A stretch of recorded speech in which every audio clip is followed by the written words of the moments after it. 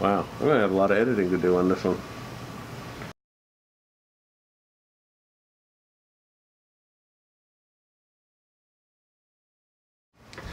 What's up, everybody? It's Smiley, and guess what? I'm not reviewing Maker Geeks anything. I'm reviewing Inland PLA from Micro Center. I bought, I don't even remember how, 6 or 8 rolls because I don't have a Micro Center near me, and to save on shipping costs, it's better if you get a bunch of them rather than just one. I've used a couple of them, and I have a couple open that I don't know where they are right now because I've just been moving things around. I bought a new shelving unit, built me a new little table for my second ANET A8 printer, which I did a live stream on Twitch and for the build. It has a few modifications, but that's not what we're here to talk about. The Inland PLA prints at 205 to 225 degrees centigrade. I print it at 195, the same temperature I print all my PLA filament with the exception of the Maker Geeks All That Glitters is Gold. I had to bump that up a little bit, and the transparent red Crystal Series Maker Geeks PLA, I had to bump that up just a little bit. It lists for $19.99. It's not. It's $14.99. I believe it's $8 shipping if you buy one roll, but each roll after that, I think it's like $1 more. So if you buy 6 rolls, you're paying, what is that, $15 in shipping? It's still a lot, but not that bad. The Maker Geeks, that's why I buy the Geek Box grab bags. The grab bags with coupon codes, the last coupon code I used was 20% off, so I got the rolls for $12, free shipping. Where these are $15 plus shipping. Overall, the box is nice. This happens to be a black. Still have some packing material in the boxes, but the rolls are well shrink wrapped. Yeah, they're well packed. They have silica desiccant in the middle.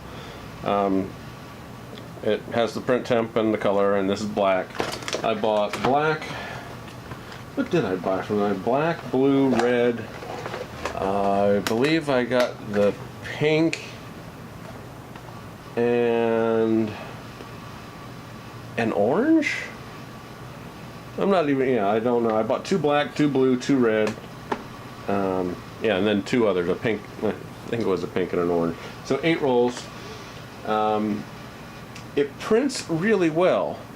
But I've had a couple issues with the winding on the roll. It's part of a lightsaber build, but I've sanded it down. Here, I don't know if you can even see it on the camera, there's a line that goes all the way around the center, and this is where the roll overlapped. It went underneath itself and started to under extrude. Fortunately, I caught it, but it didn't prevent the item from breaking in half. This is super glued back together. So it caused under extrusion issues, which, yeah, this prints like this, so I had to watch it for over half of it and manually unwind it because it was in the spool, and I didn't want to start it over. I probably just should have, but I didn't. And the same with this. This is the same blue. I printed this after that. I think that goes there, or another piece.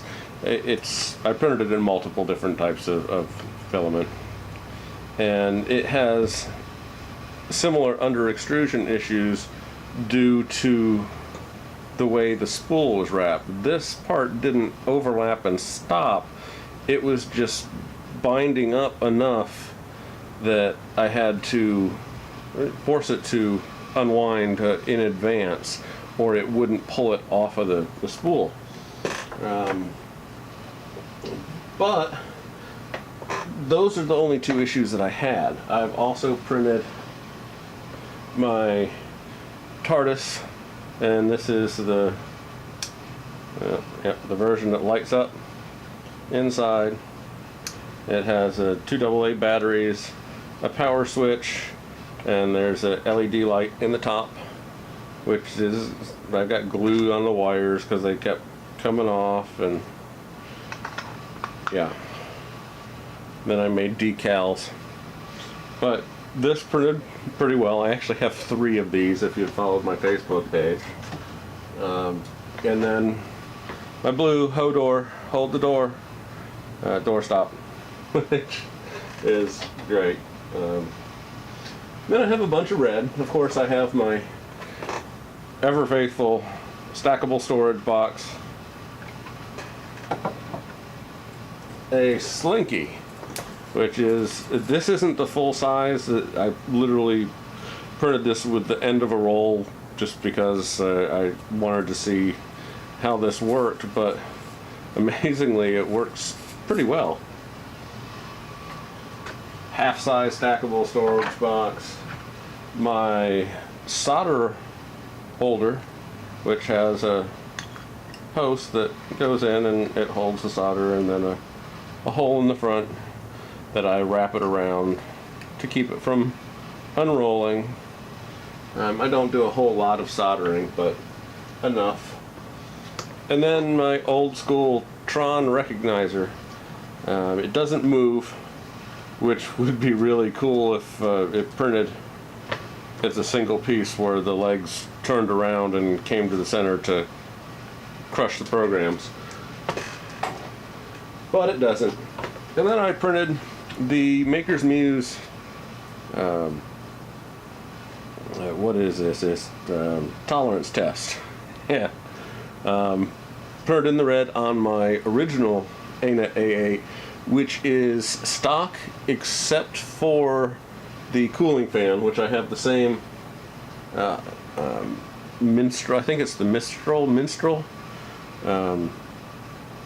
dual port cooling fan on it, printed on tape at 200 or 195 degrees, and it, surprisingly, in the 0.5 millimeter obviously works there, and there's 0.4, 0.3, 0.2, and surprisingly the 1.5 works, but when I got to the 0.1, nope, doesn't turn.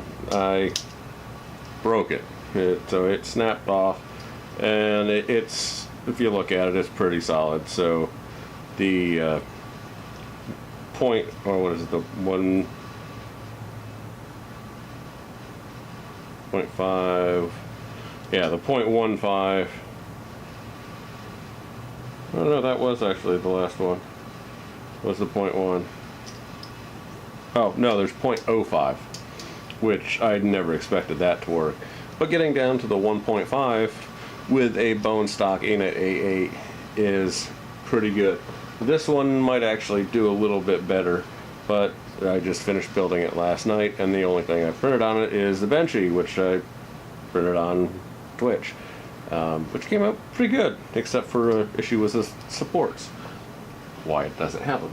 So overall, I can say I'm happy with the Inland PLA. Shipping is a little pricey. You can get it on Amazon with free shipping for a couple bucks more for a roll, and Prime for a lot of stuff if you have Prime like I do. Get it in 2 days. I think it took 3 or 4 days for the shipment to come from Micro Center, which is based in Hilliard, Ohio, where I used to live. So I kind of miss it, but overall the packaging is good. I kind of like the boxes. It makes it easy to store And just even after you open it, you can put it back in the bag, put it back in the box, and stack them really easily.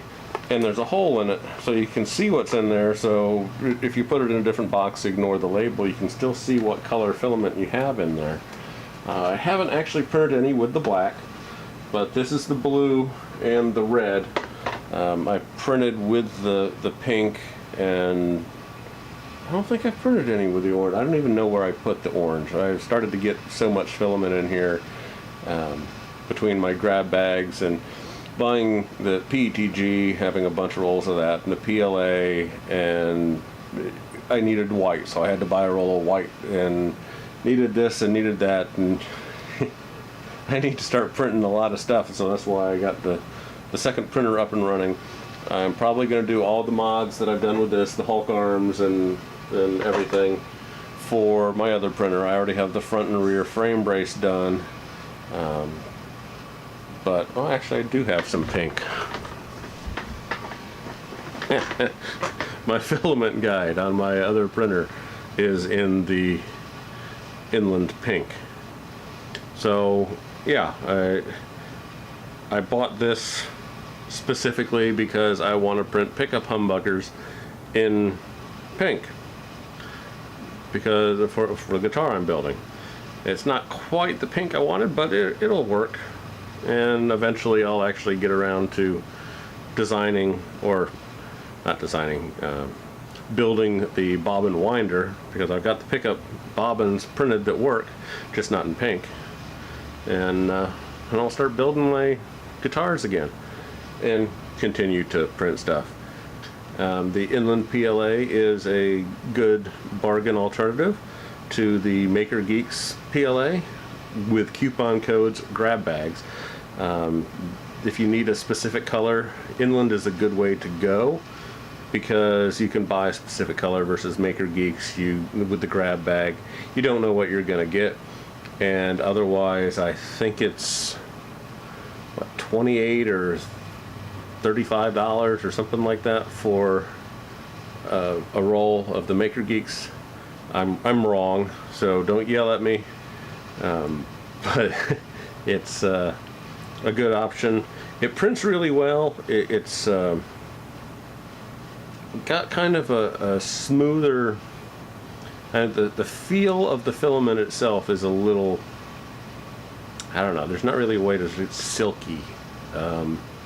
It's slightly softer, I guess more flexible than some of the other filaments. I've got some really questionable quality white PLA that I bought to do lithophanes with, and that's just, it's horrible. It's dry, brittle, and likes to break. Maker Geeks, I haven't really had any issues with that as far as breaking, but they make their stuff pretty fresh. So it's made fairly frequently. I don't know where it's made, actually. I don't think the box said, oh, made in China. So, yeah, so it's ipsgproducts.com is the Inland website, I guess, or you can just go to microcenter.com. If you have a microcenter nearby, you're lucky. You can just run to the store, pick one up. I don't know if they sell it for $14.99 or $19.99 like the box is marked in the store. It could be one of the in-store special things, or they change the price from $19.99 to $14.99 right when I bought that, or this is a reseller pack, or I don't know why it says $19.99, but I paid $14.99 plus shipping. If you liked the video, give me a like, give me a subscribe. So thanks for watching. Have a good one.